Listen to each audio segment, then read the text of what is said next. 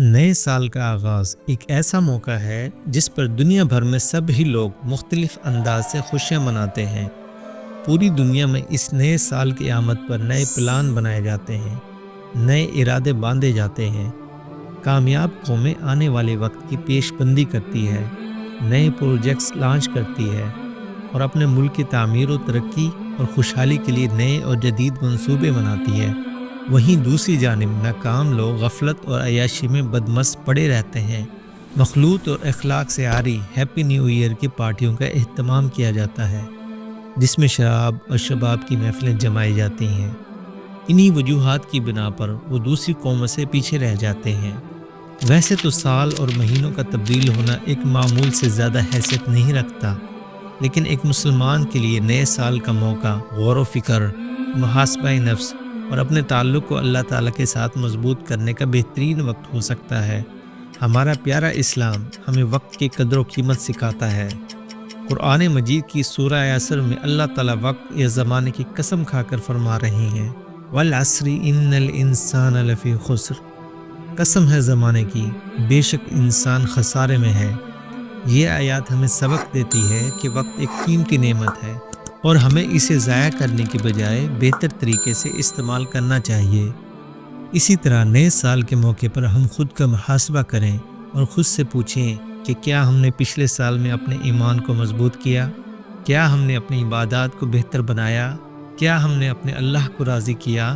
اگر ان تینوں چیزوں میں بہتری آئی ہے تو الحمدللہ کہیں، اور اگر نہیں آئی تو اس آنے والے سال میں اپنی عبادات میں بہتری، ایمان میں مضبوطی اور اپنے اللہ کو راضی کرنے کا مشن اور چیلنج اپنے آپ کو دیں، اور پھر اس مشن کو کامیاب بنانے کے لیے ہر ممکن کوشش کریں۔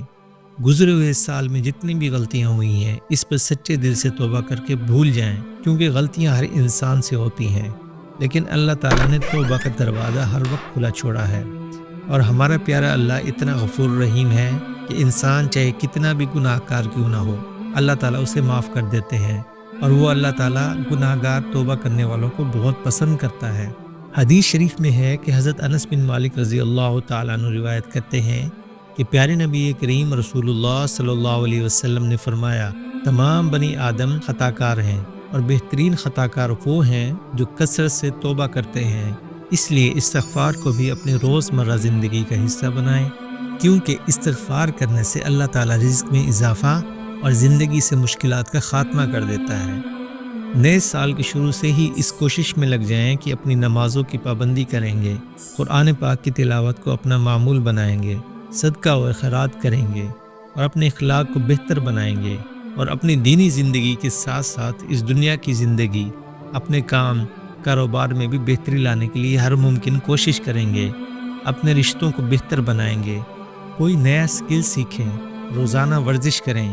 یہ ضروری ہے کہ ہم دینی اور دنیاوی دونوں کاموں میں خوب محنت کریں۔